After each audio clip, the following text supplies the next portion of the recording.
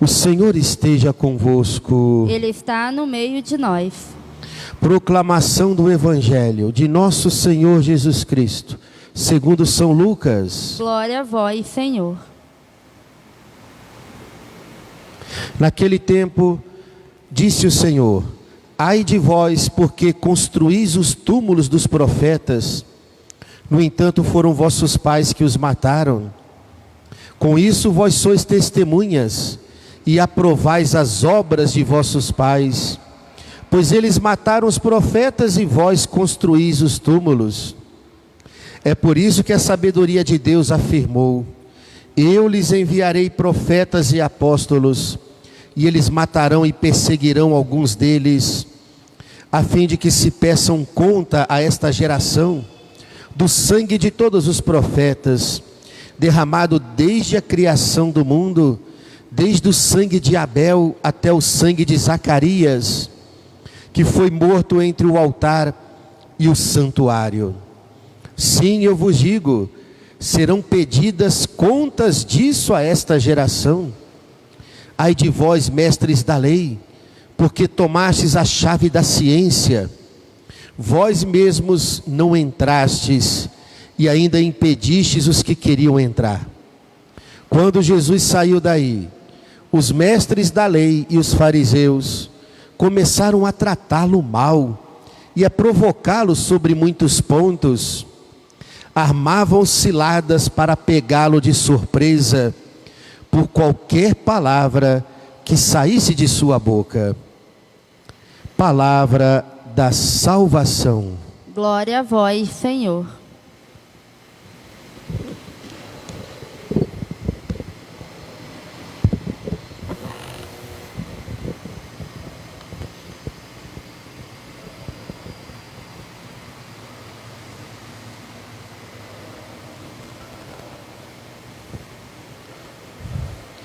Caríssimos irmãos, o Evangelho continua nos mostrando o conflito entre Jesus e os fariseus e doutores da lei. Quem eram esses fariseus e doutores da lei? Às vezes podemos imaginar que eram homens perversos, e no entanto, eram até pessoas muito boas. Eram aqueles que tinham a ciência divina, o conhecimento das leis divinas. Eles estudaram profundamente as Sagradas Escrituras, as leis de Moisés, mas usavam este conhecimento para as suas próprias vaidades e benefícios próprios.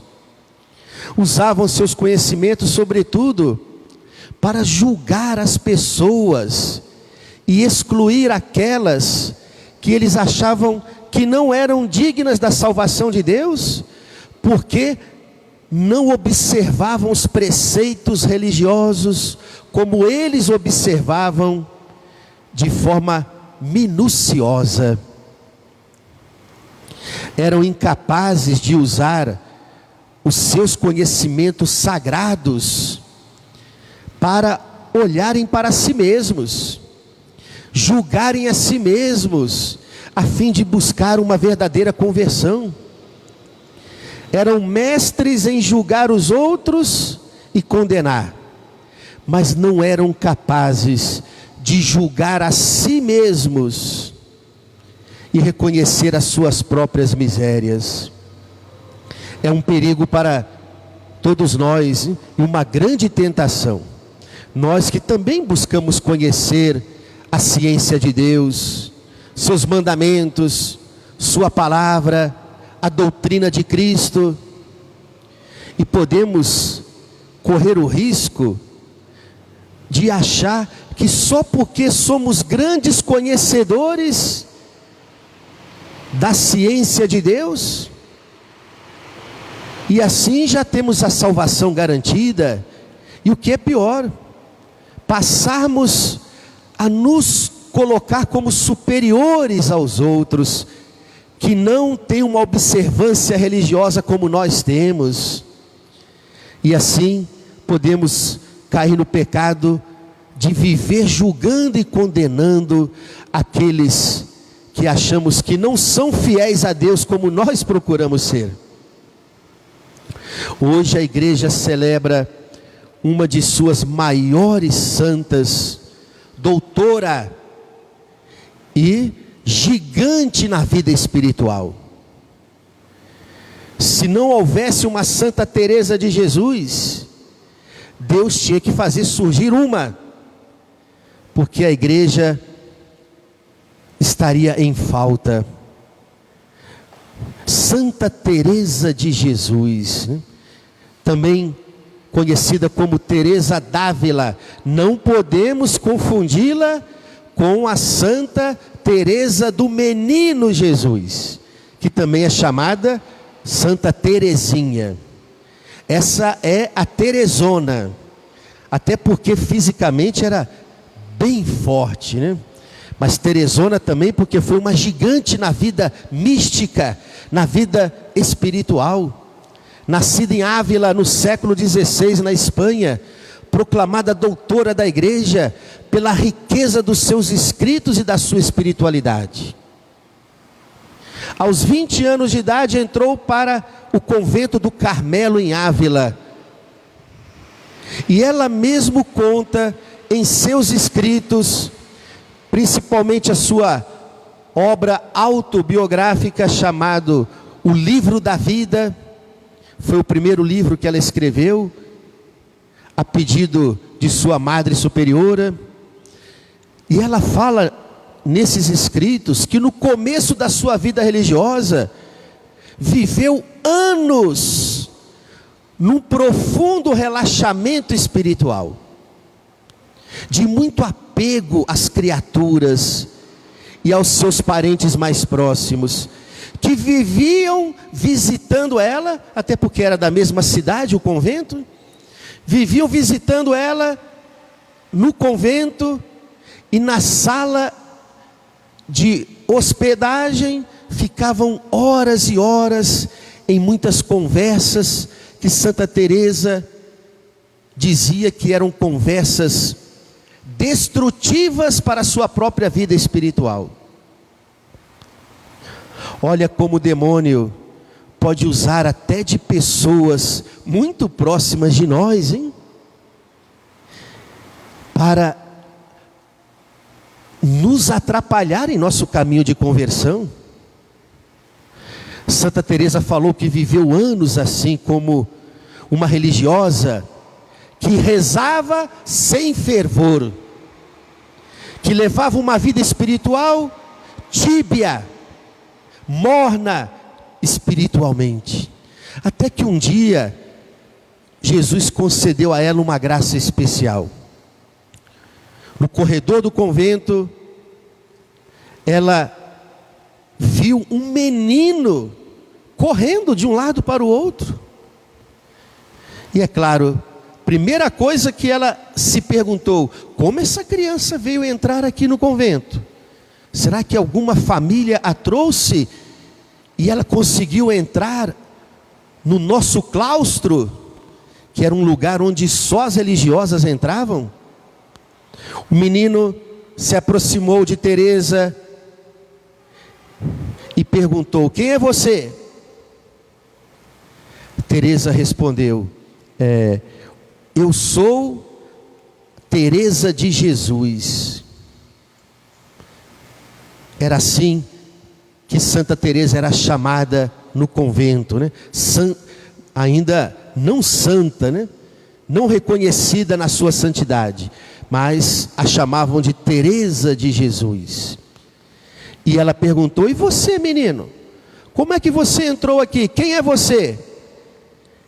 E aquele menino respondeu perguntando: eu sou o Jesus de Teresa. Mas será que sou mesmo? Eu sou Jesus de Teresa. Mas será que eu sou mesmo?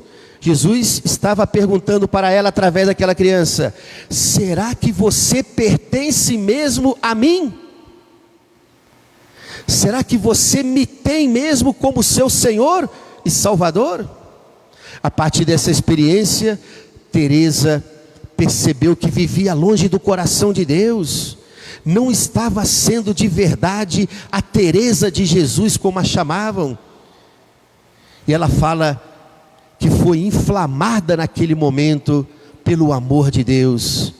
E começou um caminho de santidade formidável. Ajudou na reforma de muitos conventos da sua ordem religiosa, que também viviam de forma relaxada naquele tempo. Por isso que eu sempre falo que os grandes reformadores da igreja foram os santos. Os santos, com a sua santidade de vida em cada época da igreja, é que ajudaram na reforma da vida espiritual, da fidelidade à doutrina de Cristo e dos próprios costumes cristãos. Teresa se tornou uma grande mística e mestra na arte da oração, e seus escritos até hoje é um verdadeiro caminho de santidade maravilhoso. Ela mesmo vai escrever muito sobre o que é a oração. Aqui eu cito apenas uma frase: em matéria de oração, é preciso uma determinada determinação, pois a oração é irmos de encontro àquele que mais nos ama. E somente pela perseverança na oração, chegaremos à verdadeira união com Deus. Morreu a 15 de outubro de 1582, com 67 anos, dizendo essas últimas palavras: Senhor, sou filha da vossa igreja, e como filha da vossa igreja, quero morrer. Os santos tinham essa profunda fidelidade à igreja, né? Sabendo que jamais conseguiriam avançar na santidade e no caminho do Cristo sem a ajuda da igreja. Agora, tem algumas histórias na vida dos santos que a igreja teve muito cuidado em não deixar que fossem publicadas, porque poderiam escandalizar alguns. Mas os santos mesmos, diferente dos fariseus e doutores da lei, como estamos ouvindo nos evangelhos destes dias, eles, em vez de viver uma religião de aparência, por que conseguiram avançar de forma formidável no caminho da santidade? Porque eles não tiveram medo de reconhecer suas próprias misérias, não tiveram medo de se exporem para Jesus, as feridas de seus próprios pecados, para serem curados por Jesus. Como aqueles leprosos nos evangelhos. Eu tenho uma predileção dessas passagens dos evangelhos que mostram o encontro de Jesus com os leprosos e com certos pecadores públicos. Os leprosos viviam confinados em cavernas. E por que muitos deles conseguiram ser curados? Porque não tiveram medo de se aproximarem de Jesus e de expor as suas lepras para Jesus, dizendo: curai-me, Senhor, purificai-me de minhas lepras, Senhor. E a grande lepra que mais temos que ser curados é de nossos pecados. Vou contar algo aqui que vocês nunca vão encontrar nos livros sobre Santa Teresa, mas que existem outras obras. Santa Teresa, ela tinha um temperamento muito colérico, era muito inquieta, e ela mesma chegou a escrever em uma de suas cartas para o seu diretor espiritual. Não sabemos qual era esse diretor espiritual, porque no final da sua vida foi São João da Cruz, mas ela teve vários. E ela escrevia que sofria muito com o ímpeto sexual que ela sentia na sua carne. E ela mesmo chegou a fazer essa comparação sem nunca ter vivido isso, é claro, porque ela vivia a vida de castidade. Mas a luta interior pode ser muito grande no coração do ser humano. Ela chegou a dizer em uma dessas cartas ao seu diretor espiritual que o seu ímpeto sexual era tão grande que 5 homens ao mesmo tempo não seria capaz de satisfazê-la. Olha como que os santos eram muito sinceros com eles mesmos, mas ao mesmo tempo não se entregavam a essas misérias, sem buscar a graça de Deus, sem buscar a ajuda do Cristo através dos sacramentos. E por isso ela se confessava semanalmente. E ela foi ensinada a direcionar aqueles ímpetos da sua carne, de desejos sexuais. Ela foi aprendendo a direcionar aqueles ímpetos para a sua vida de entrega a Deus e de doação pela salvação das almas. E olha como que ela soube direcionar essas energias que correm nas veias de cada pessoa. Alguns com mais intensidade, outros com menos. Freud chegou a dizer que a energia sexual é a energia mais poderosa que o ser humano possui em sua vida. Não é a mais poderosa, isso hoje já é comprovado, mas é algo que pode nos dominar, ou que pode nos ajudar num crescimento humano e espiritual formidável. Essa mulher que recebeu da sua ordem religiosa a missão de reformar o Carmelo, começou a percorrer conventos e mais conventos, pregando sobre a verdadeira vida religiosa, sobre o que é a oração. Começou a escrever, começou a se entregar a Deus na oração de uma forma profunda, ajudou centenas de conventos na Europa, centenas de conventos, viajando de um lado para o outro. E as suas confrades sempre falam que em cada intervalo que ela tinha, ela estava em oração. Olha aí as suas energias sexuais grandiosas sendo direcionada de uma maneira produtiva na sua vida.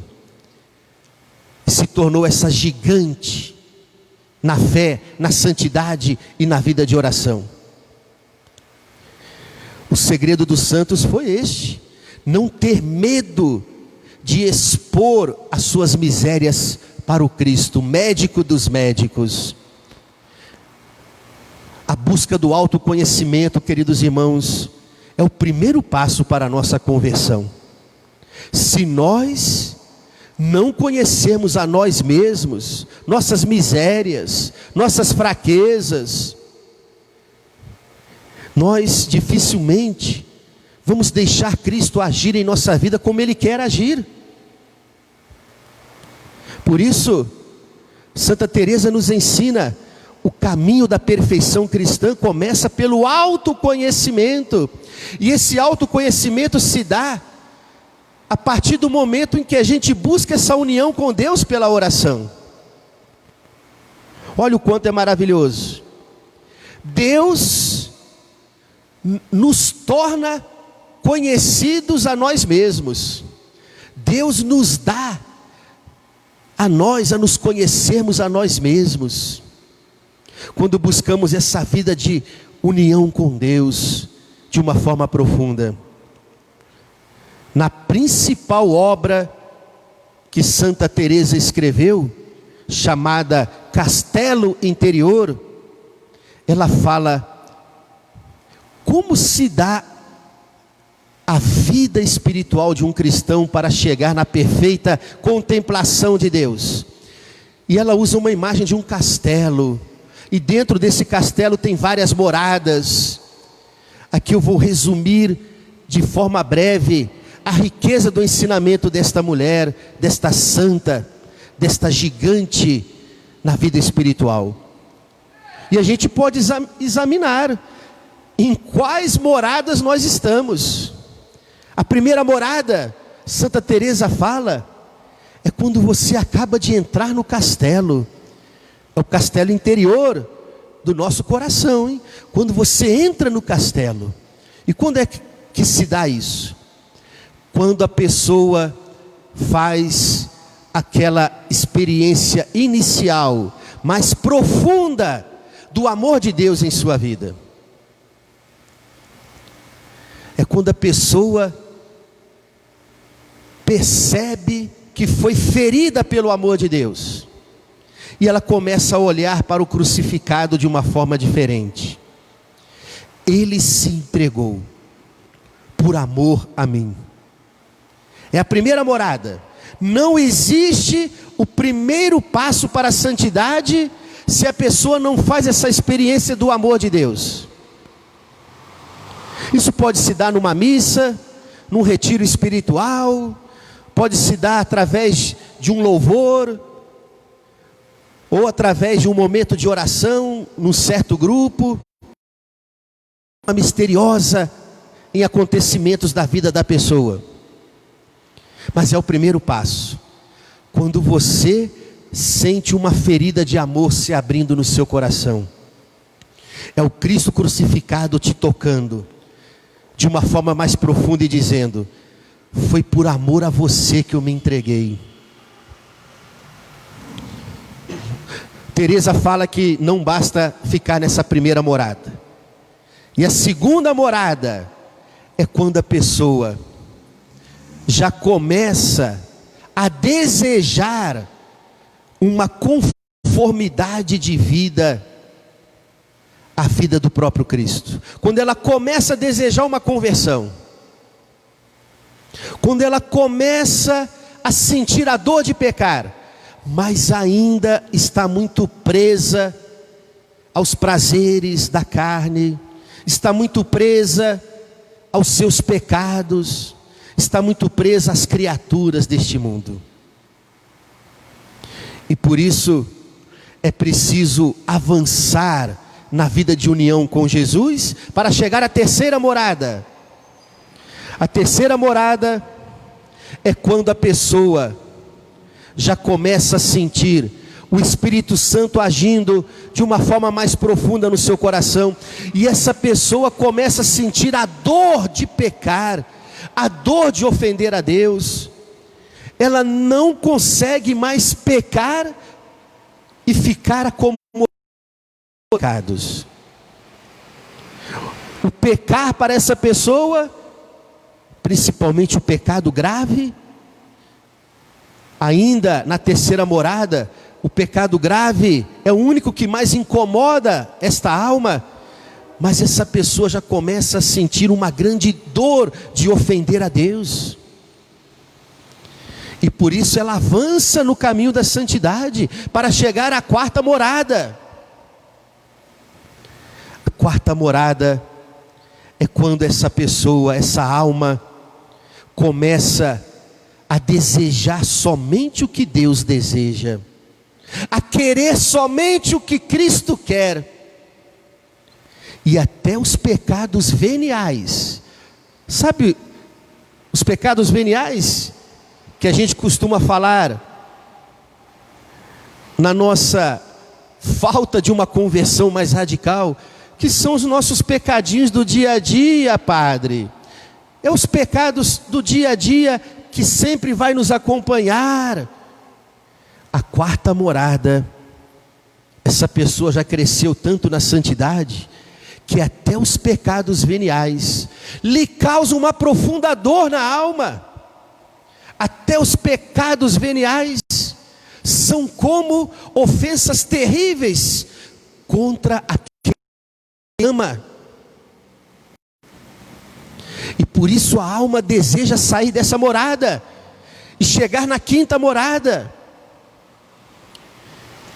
que é a morada da perfeita contemplação de Deus. É quando Jesus não é apenas o amigo daquela alma, mas Jesus se torna o esposo daquela alma, e aquela pessoa começa a viver num amor esponsal. É uma contemplação perfeita do mistério de Deus, e essa pessoa se sente uma só com Deus, completamente mergulhada no amor de Deus. Caríssimos irmãos, Santa Teresa vai dizer que o que nos faz passar de uma morada é a nossa vida,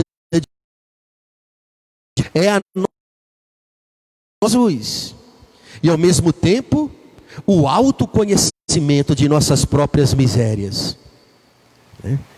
Sem essas duas coisas, não tem como chegar à quinta morada, que é o amor esponsal com Deus, em que Santa Teresa chega a dizer: pouquíssimas almas alcançam a quinta morada.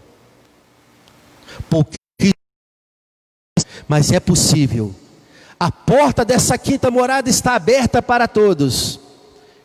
Mas o que vai nos fazer passar de uma até outra, até chegarmos nessa experiência de uma profunda contemplação do mistério do amor de Deus, amor esponsal, Deus desposando a nossa alma, são essas duas coisas, hein?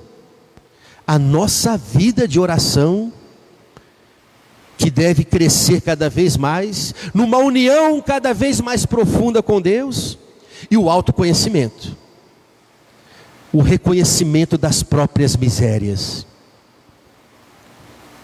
Termino aqui citando essa pequena oração que Santa Teresa escreveu, que na verdade é mais um poema do que uma oração. Nada te perturbe, nada te amedronte, tudo passa, a paciência tudo alcança. A quem tem Deus, nada falta, basta. Somente uma alma que atingiu a quinta morada, a perfeita contemplação de Deus, é capaz de escrever isso, porque ela viveu isso. A quem tem Deus, nada falta, só Deus basta. Louvado seja o nosso Senhor Jesus Cristo.